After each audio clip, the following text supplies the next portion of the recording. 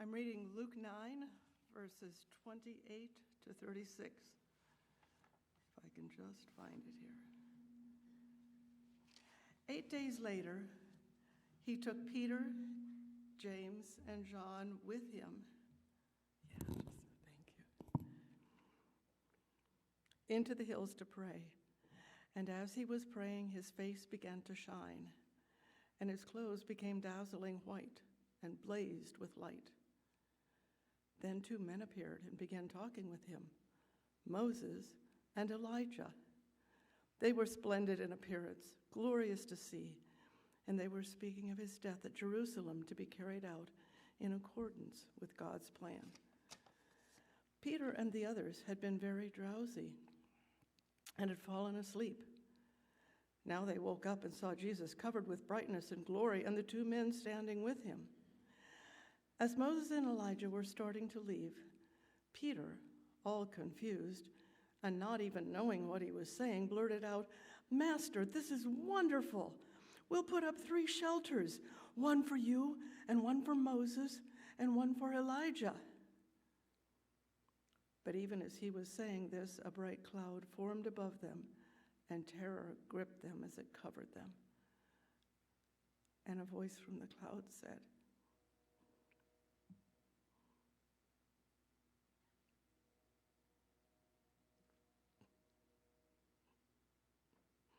"This is my son, my chosen one. Listen to him."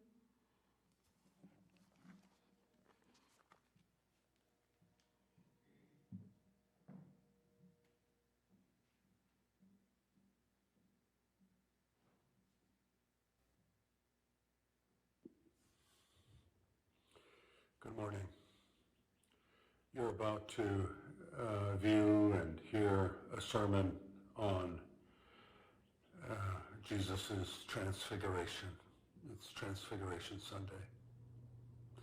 I recorded my sermon prior to the invasion of Ukraine. And Kristen recorded her children's story prior to the invasion. She and I agreed that we would like to share a post from Karolina Cherenkov, who's a 16-year-old girl of the Cherenkov family that lives in Hillsborough. We had them to our home shortly before Micah headed to Ukraine. And I thought, Kristen and I thought reading this post this morning would be another way to acknowledge the horror that Ukraine is currently experiencing.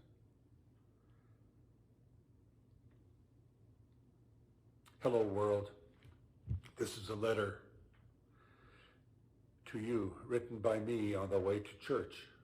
Please don't just scroll through this post, but try to see the world right now through the lenses of a Ukrainian. I'm a 16-year-old girl, yet I've seen a lot of aggressive, greedy, and selfish people already. The heart of my country is bleeding. NATO, please block the sky. Ukraine can do the rest. Countries, help each other. Don't sit. This is not a time to be scared. I'm not scared to face those who come against me. My soldiers, my heroes are not scared to die for what is ours. The president of my country is fighting with us. God is fighting with us. All of you have friends or connections in Ukraine, some way or another. Spread the awareness of what is happening there, where there's propaganda and fake news. This country is so beautiful and friendly. Please don't destroy something that is mine. Something that I truly care about, something that I love. Ukraine is my country, and Putin will not destroy it because my people are fighting. My soul has put the armor of God as well as souls of so many, and it's not to be destroyed by anyone. Ukraine, I'm crying with you. Stay strong, my dear. During 2015, my sister Michelle, being a little girl, would pray, God, please sleep with Ukraine tonight. Today, my prayer is as pure and real as it can be. God, please sleep with Ukraine tonight. May each of your angels be with my people tonight. I give my all to you, and I put Ukraine in the safest hands of all, into your hands. Amen.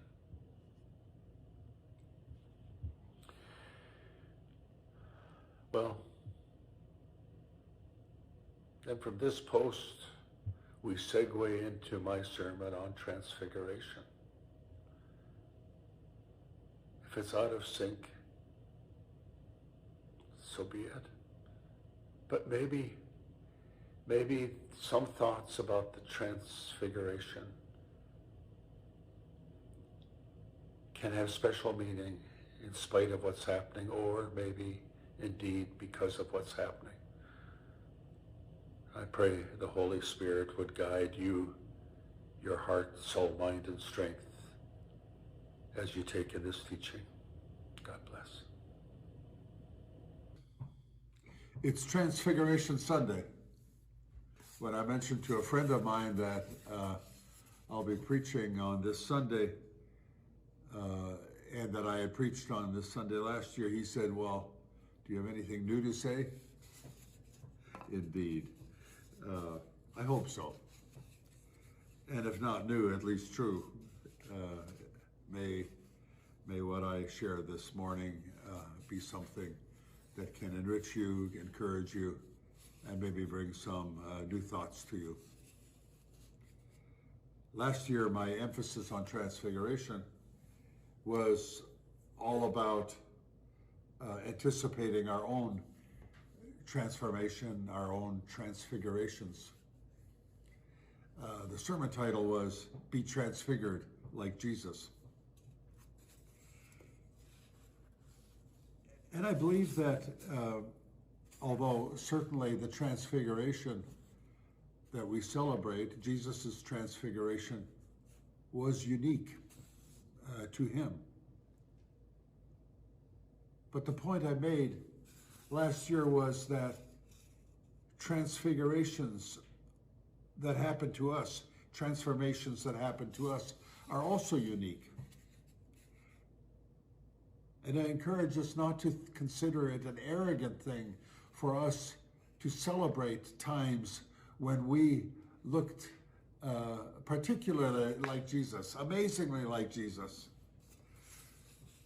And it stands to reason that we would, because Scripture tells us that Jesus said, I have given them, that's us, I have given them the same glory that you gave me. The same glory. The glory is in us. The glory is in us.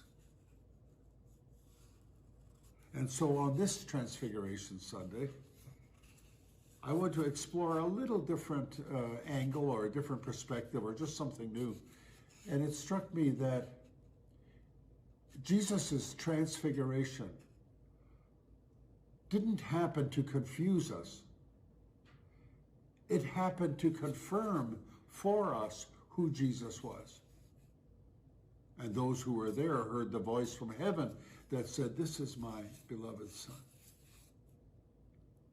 So that moment of transfiguration, Jesus' transfiguration, confirmed for the disciples who Jesus was, emphasized, celebrated, commemorated, announced in a very special way who Jesus was. I'd like to switch now to reading a 2-page portion of a blog post by Sarah Dillon Brewer. She's a theologian, thinker, writer, who I often went to, or who I often consulted during my years when I preached more, especially during the years when I was conference minister. I just found her insights and her reflections very helpful and inspiring. So here is a reading of Sarah's post on the passage that we're looking at this morning. Have you seen Disney's Beauty and the Beast? That's a film that has a transfiguration. Sometimes I imagine the glorious appearance of Moses, Elijah, and Jesus in this passage as being a little like the beast's transfiguration at the end of the film, when he is lifted up by mysterious forces and enveloped in light that erupts out from him at the moment of transformation. Hollywood loves that kind of stuff, the special effects moments that signal the climax of the story. Except that the transfiguration in Luke is not the climax of the story. It's a little more like the moment of Princess Fiona's transformation in Shrek. There's all of this awe-inspiring light and swelling music that leads us to expect the Beauty and the Beast-style transformation, but it's a setup to subvert our expectations. The light subsides to reveal true love's true form, and we discover that true love's true form isn't one of conventional beauty and royalty, but is one that makes Fiona perfectly suited for a life of companionship with Shrek in the swamp. A life that has a lot more potential for fun and love than life in a palace does. This is a message in the story of Jesus' transfiguration in all three Gospels, Mark, Matthew, and Luke, in which the story appears. This moment of dazzling glory comes not at the end of the Gospel, but in the middle. It's not the climactic moment in which Jesus' true nature is decisively revealed for all to see. After the light show subsides, and in Luke, after the divine voice proclaims Jesus as God's chosen, Jesus goes back to looking just as he has while they were traveling around Galilee, teaching, healing, and setting people free from the powers that bound them and shut them out from community. The disciples tell no one of what they have seen. When the disciples are ready to proclaim their message to the world, at the very center of it will be a moment that comes much later in the story, the moment in which Jesus' true nature is revealed and lifted up for all to see.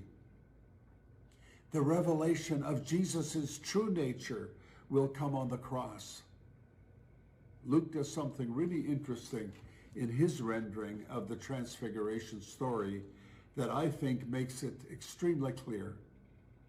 In verse 31, Luke tells us that Moses and Elijah appear in glory and speak of Jesus' departure, which he was about to accomplish in Jerusalem. The Greek word used for departure here is exodus. Luke is too careful a writer for this to be a coincidence. In having Moses and Elijah point here, less than halfway through the gospel, to what Jesus will accomplish in Jerusalem as an exodus, he is telling us very clearly that the revelation that will free God's people is not the spectacular, not the light show and the heavenly voice. The Mountain of Transfiguration, the moment in which Jesus is alone with his friends and his glory is recognized by all present, is a setting in which Jesus' message cannot be fully communicated. The glory of God and our exodus from slavery comes in Jesus' path of self-giving, of answering violence and scorn with forgiveness and love. And the ultimate expression of that is Jesus' love and forgiveness from the cross. That's the revelation, the God of Israel, the God who led people of Israel out of Pharaoh's slavery in Egypt, vindicated as true by raising Jesus from the dead, so declaring him as righteous.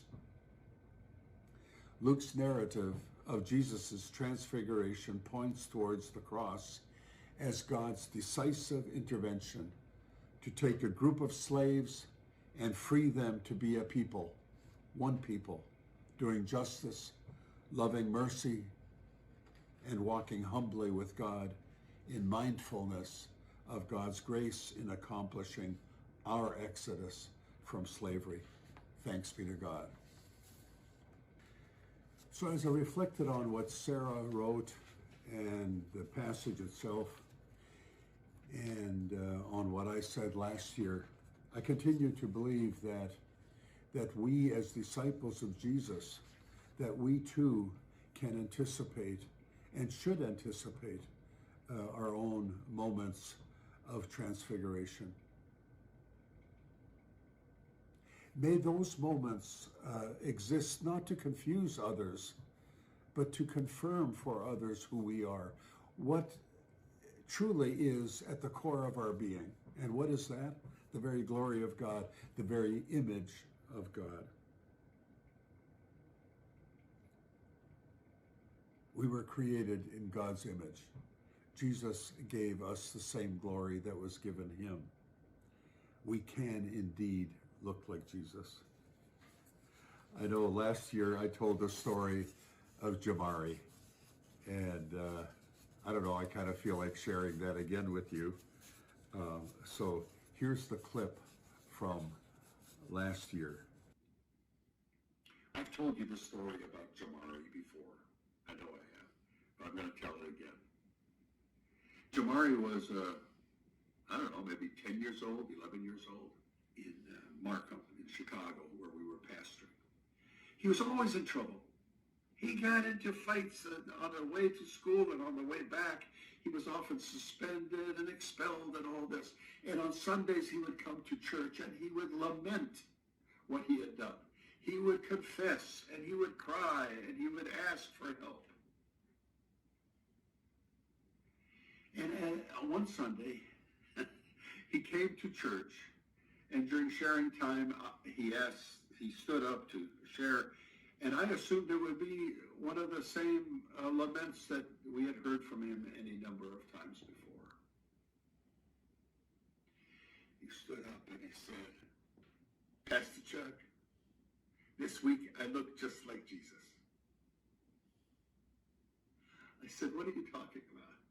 He said, "There was a big fight on the bus. And instead of joining in and fighting like I always do, I stood between the two guys that were fighting, and I grabbed them and pulled them up, and I said to them what you told me once: you have been made in God's image and you're not behaving like it." And the whole bus got quiet.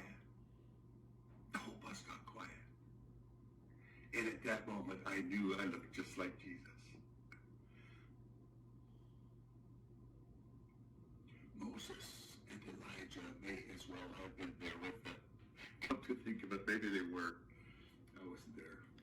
I do know this, that Jamari at that point was transfigured, transformed, and that those who were on the bus that morning were privileged to witness the very glory of God in him, the same glory that was in Jesus. And when he described what he had done and the joy, and shared the joy that he had about looking just like Jesus, the congregation stood and gave him a standing ovation, celebrating the presence of God, the glory of God that was in Jamari. And we too should give standing ovations. We too should show delight. We should talk it up. We should cheer each other on. We should offer a hoop and a holler whenever we see one of us acting in a transfigured, transformed way, looking just like Jesus. We should improve our gratitude and delight game. We ought to demonstrate our enthusiastic gratitude for ways in which we are taking our turns, our respective turns, stepping up to whatever needs doing at the moment. Sisters and brothers, be transfigured, be transformed. Every time I think of the congregation giving Jamari a standing ovation for looking just like Jesus, my heart fills with gratitude. It was a wonderful moment.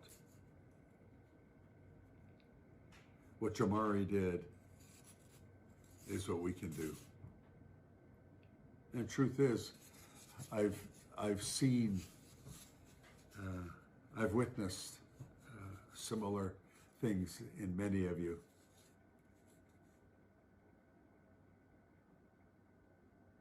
When we experience those moments where we are especially bright, when we look particularly like Jesus, when maybe how we appear to others is almost overwhelming,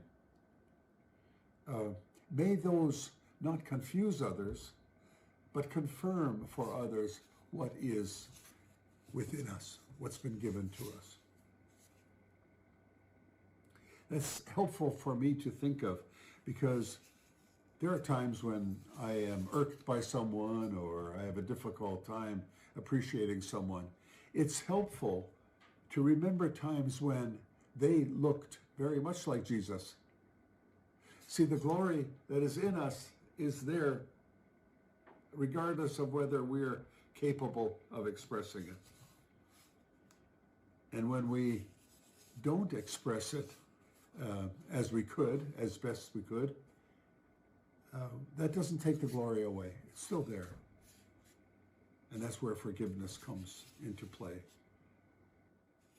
Last week when I shared a few thoughts with Bonnie when she was still in the hospital, I shared a few thoughts with her about the preparation I was committing myself to for this sermon.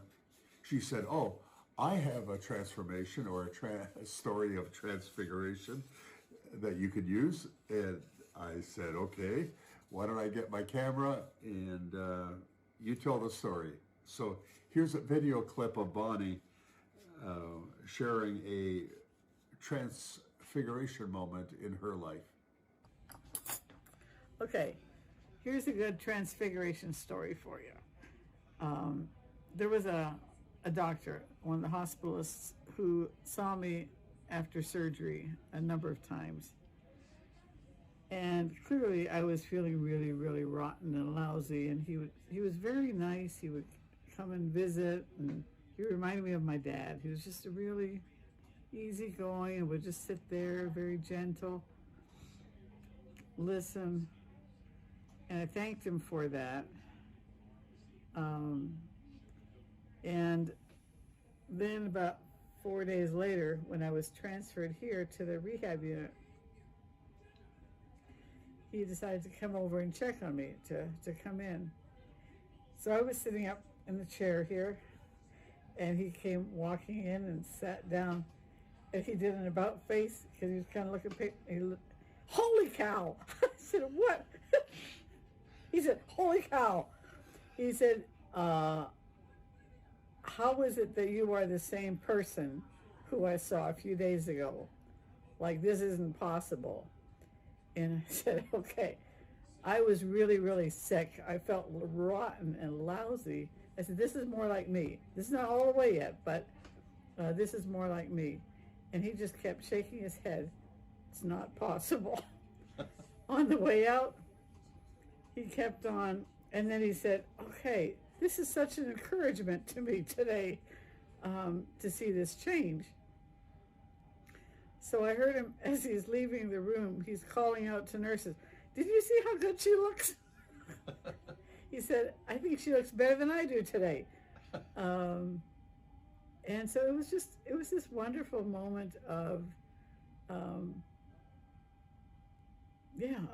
having somebody recognize transformation in my life. And I am so grateful for feeling much more like myself again. So there you go. Holy cow.